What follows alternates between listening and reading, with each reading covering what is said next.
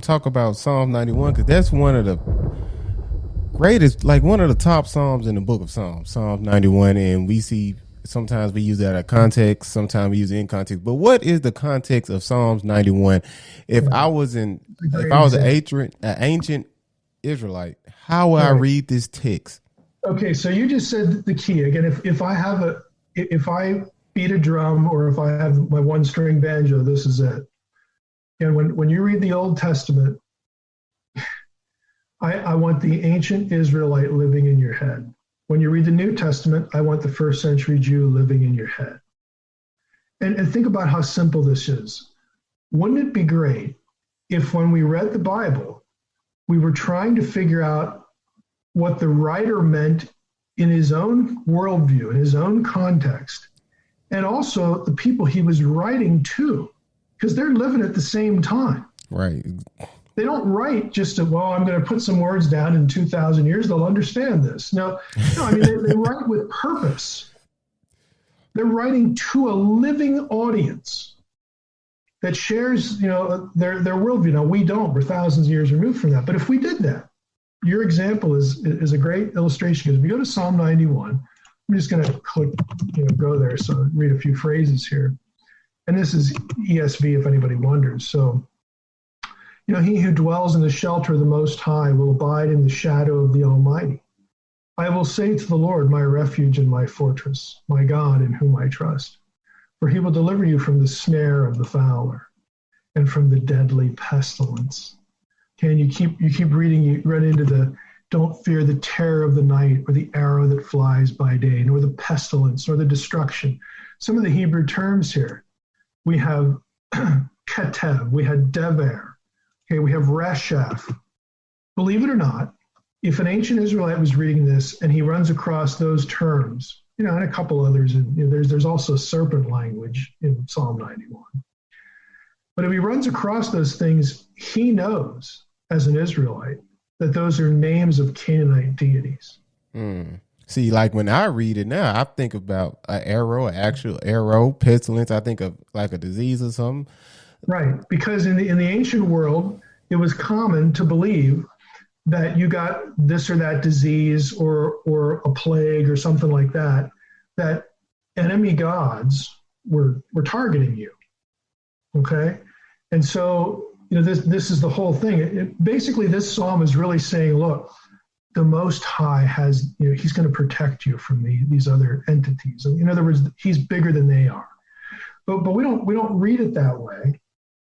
This is actually sort of like spiritual warfare, in a sense. But the neat thing about it is this psalm, again, in the wider context, this psalm was one of several psalms that were found among the Dead Sea Scrolls. And they were found in a jar. We've all seen pictures of these big like clay jars, that they kept scrolls in. And there was this psalm and 4 other psalms that we don't have in our Hebrew Bible in that jar. The other 4 are all exorcistic psalms. And so scholars look at Psalm 91, they understand again that the Canaanite deities are in here, which would have been viewed as demons and all that kind of stuff. And so, Psalm 91 would have been viewed, and was, because this is how they filed it away, as having something to do with exorcism or victory over supernatural, powers of darkness. The other thing interesting about this is in the intertestamental period, when the people at Qumran, which is where the Dead Sea Scrolls were found, when they were living, this psalm was considered a psalm of David. Now, you don't have Psalm of David there's no superscription in our, in the traditional Hebrew text. But in the Hebrew text that was used to produce the Septuagint, which is the ancient Greek translation of the Hebrew Bible that the apostles and Jesus used overwhelmingly, probably about 3/4 of the time they quote the Old Testament, it's the Greek there. The New Testament was written in Greek. If you take what they say and then you look at the Septuagint, it's very, very similar, if not identical. So they're using the Septuagint. And in that text, this was a Psalm of David. Now, I say all that to say this. Have you ever wondered when you're reading the New Testament, the Gospels, you get all these stories about Jesus exorcising demons. Yeah. There isn't a single demon exorcised in the Old Testament. Right. Not at all. Not even once. Yeah. Zero passages. I never thought about that. Zero. That raises a question. Why in the world, when Jesus shows up, would anybody in the Jewish community have watched him cast out a demon and think, wow, this guy must be the Messiah? Where are they getting that? I mean, because there are no examples in the Old Testament. David never does this. Mm-mm. Solomon never does this. Nope. But Psalm 91 and a couple of other, passages do contain terminology that in the intertestamental period, like these songs and these poems that David and Solomon gets credited with too. Some of those terms were terms used in exorcisms, like in these other exorcistic texts. And so people did believe that David and his, Solomon, the other major king, did have the power, to cast out demons. Even though there are no examples, they believed this. And so when Jesus shows up and does this, they look at him like he's the new David.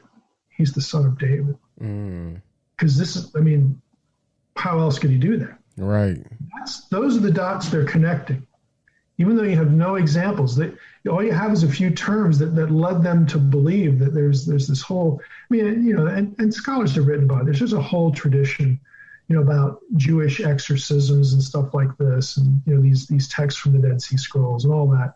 But all of that is part of their worldview. It's living in their head as a first century person. So when you have this guy from Nazareth show up and he starts saying crazy stuff, I'm the Son of God. The kingdom of God is among you. It's like, oh, here we go again. Another Fruit Loop. But then when he starts casting out demons, it's like, well, maybe we should listen to him. Right. He gets you the real deal. And the other crazy thing is, this is the psalm that Satan quotes to Jesus. Right. That's been my big question. Why did Satan use that song? Oh, why? This is good stuff. Okay, I'm just going to give you my take on it. So we know after Jesus' baptism, the Spirit compels him to go out into the wilderness. And of course, that's where you'd expect to find the powers of darkness, because in the Old Testament, the wilderness was the anti-Eden. It's everything opposite of what Eden is. There's not enough water, there's not enough food, there's scary animals, there's all kinds of life threats, to you. So this is where there are a number of passages in the Old Testament that characterize the desert as like a demonized place. Okay, so this is no surprise that Jesus goes out there and who's there waiting for him? Satan. Okay, so we know the story of the three temptations. Okay, I'm sure your audience is familiar with this. And yes, it's true that the three temptations and Jesus' responses, he quotes Deuteronomy 3 times, and they match the temptations of Israel in the wilderness back in the Old Testament. That's true. But with the second one, Satan also quotes Psalm 91. And it's the one where he takes him to the top, of a high mountain. Let me just go there because I don't want to misquote it here. So he goes, then the devil took him to the holy city. Okay, he's on the top of the temple. All right. So he takes him up to the top of the temple and said to him, okay, if you're the Son of God, throw yourself down. For it is written, and here's where he quotes Psalm 91, he will command his angels concerning you, and on their hands they will bear, lest you foot against a stone. So if you're the Son of God, let's see it. Jump. Now, here's why I think he's doing it. Think of it this way. Let's say Jesus jumps and God or angels rescue him. What has Satan learned? I'll tell you what he's learned. Well, I guess we can't kill him. Yeah. So we'll take killing him off the board, off the table. God's going to protect him. And you see how severe severely damaging. That would undo the whole plan of God, the whole plan of salvation, because the one thing that must happen is that Jesus has to die.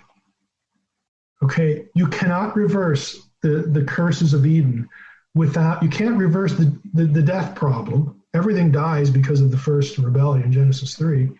You can't reverse that unless you have a resurrection. Well, guess what? You can't have a resurrection unless you first have a death, can you? Okay, and then the second one, the Spirit comes to resist, help people resist. The whole depravity thing is the point of the second rebellion back in Genesis 6:1-5. 6:5 is a really key verse there. But unless Jesus rises and ascends to the Father with his work accomplished, the Spirit won't come. Because Jesus told him 5 or 6 times, I'm going to leave, and then the Spirit will come and baptize you with fire, and you'll get all these, gifts, and the Spirit will indwell you. It's the new covenant fulfilled. That doesn't happen unless he dies first.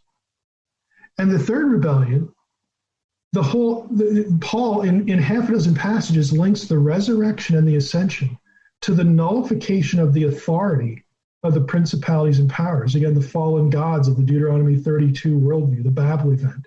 None of that happens either without a death. Okay, he must die. So what I think is going on there is Satan is fishing for information. He wants to see, can we kill him or not? And Jesus gives him nothing. Okay, we're not playing this game. You shall not put the Lord your God to the test. And then he quotes Deuteronomy, in response.